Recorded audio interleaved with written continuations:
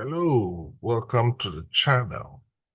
Today we want to look at the retrovirus and the medications we use for managing the retroviral infection. As a quick recap, we remember the EPUSA process, the 6-step process by which most viruses replicate. HIV virus also follows that same replication steps. So if we take our HIV retrovirus, it must first attach or adsorb to the host cell. Now, in the case of HIV, the host cell has been found. It is the CD4 cell in humans. So this is a CD4 cell. Now, on the CD4 cell, we have the CCR5 receptor, which is these receptors, and the virus can enter through the CCR5 receptor, or it can enter directly through the cell. So actually, there are two ways by which the virus does the entry, the attachment and the entry, either through the CCR5 or directly through the cell. Secondly, once it has attached, there must be fusion or penetration. So the viral must enter into the host cell. Now, once it does, there must be the uncoating process. But for HIV virus, it has only one nucleic acid. So in other words, it is an RNA rather than a DNA. So once the nucleic content, the RNA, is released into the host cell, it must first be converted to a double helix, a DNase, before it can be inculcated into the host nucleus to take over the synthesis process.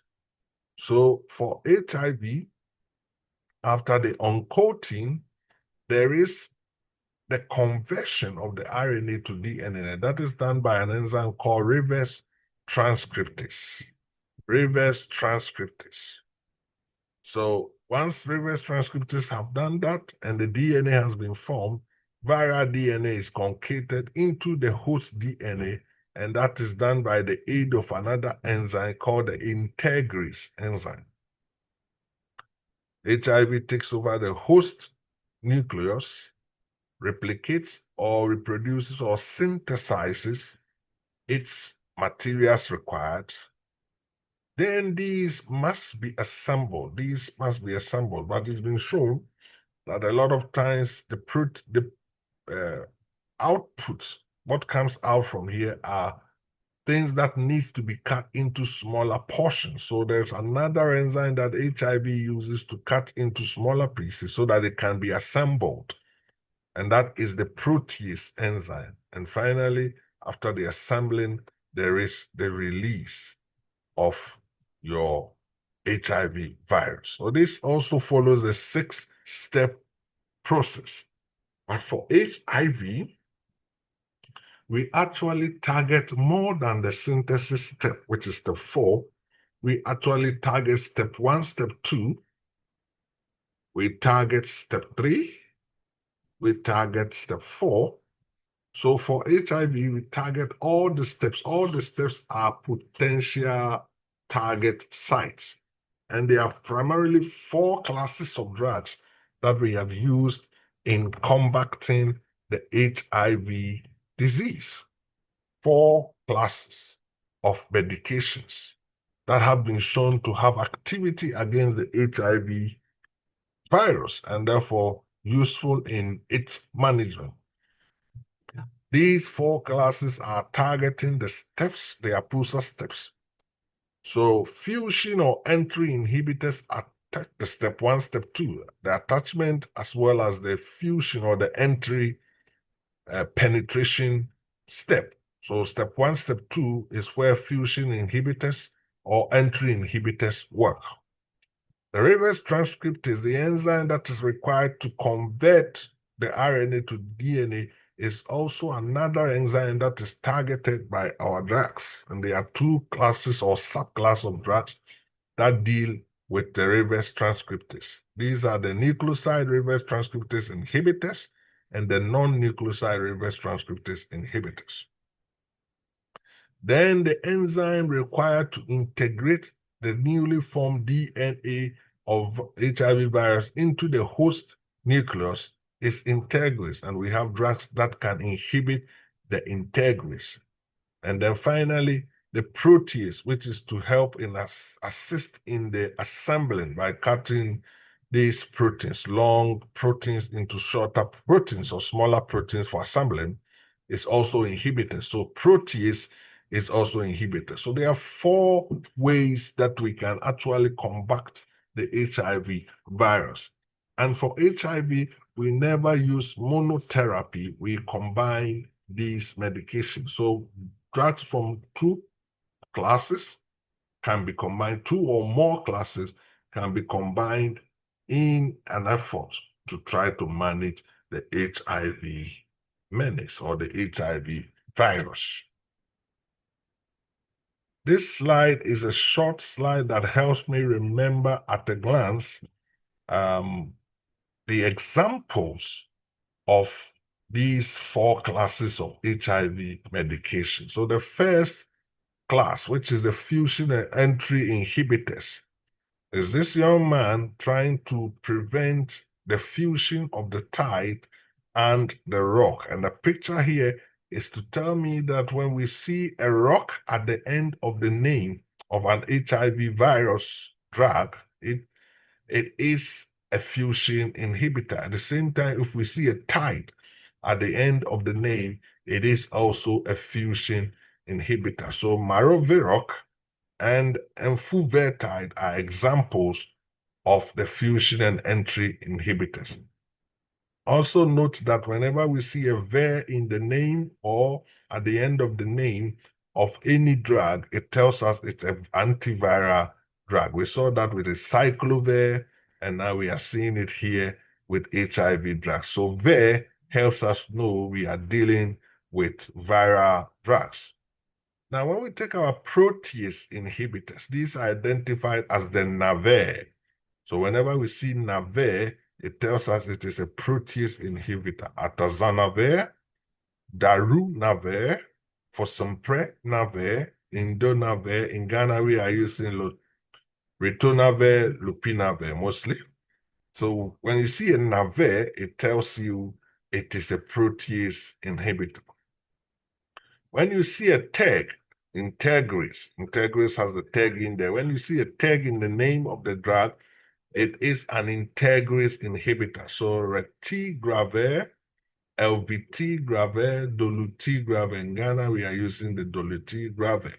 And you see the tag in the name, it tells you it's an integrase inhibitor. Now, of the reverse transcriptase inhibitors, we said there were 2, the nucleoside, the non-nucleoside. When you have a non-nucleoside represented by NN, you see an N, a second N. So basically, this is telling us that when you see the ver in the name, it is a non-nucleoside reverse transcriptase. If it is not a tide or a rock, because they also have the ver in the name. But if you see it and it's not a tide or a rock, which is a fusion inhibitory, then it is a non-nucleoside reverse transcriptase. So the lavudin, efavirenz, and nevirapine, the ver is in the name. So non-nucleoside reverse transcriptase. The rest, which does not follow the rules that we have talked about, are all nucleoside reverse transcriptase inhibitors. So abacavir, adenosine, intrepsitabine, lamivudine, etc., etc. So now let's look at these classes of drugs and primarily how they work and how we have used them. So the fusion and entry inhibitors, as the name suggests, these are to interfere with the attachment and penetration of the HIV virus into the target cell or the host cell, which in this case we have said is a CD4 cell. There are two entry points for the HIV virus. So it can do a direct membrane fusion. So we have the direct membrane fusion inhibitors. These are the TIDE, the enfuvertide, also called T20, and a recent one, abalazumab. Then we have the CCR5 receptor blockers. So CCR5, the chymokine receptor 5 blockers. So this is where the virus is entering through the CCR5 receptor. So these are the ROCks, so maraviroc, aplaviroc, vicreviroc. Now, of these fusion entry inhibitors, T20 and enfuvertide was the first to be approved as a fusion inhibitor. Fusion inhibitors are useful for HIV isolates that are said to be resistant to nucleoside and non-nucleoside reverse transcriptase inhibitors. So if we have an HIV-1 isolate that has resisted or shown resistance to nucleoside and non-nucleoside reverse transcriptase inhibitors, then we will use our fusion inhibitors for this. Again, note that we will not use them alone, but must be combined with other antiretroviral agents. We are using fusion inhibitors also for so-called experienced HIV patients.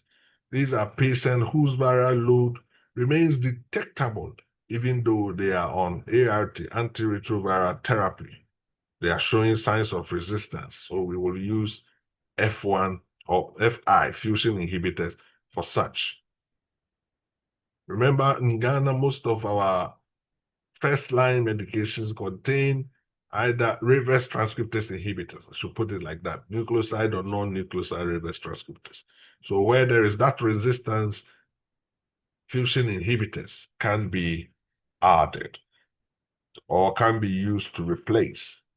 Again, note we have to do a combination therapy, not a single or monotherapy.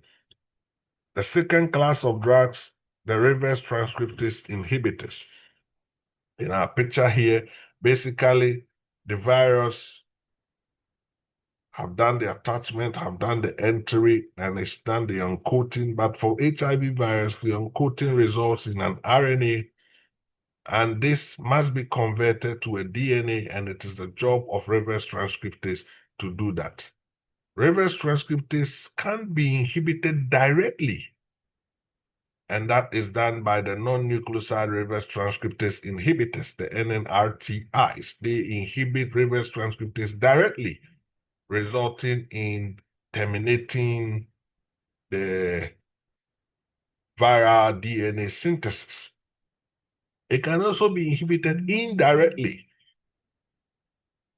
It can also be inhibited indirectly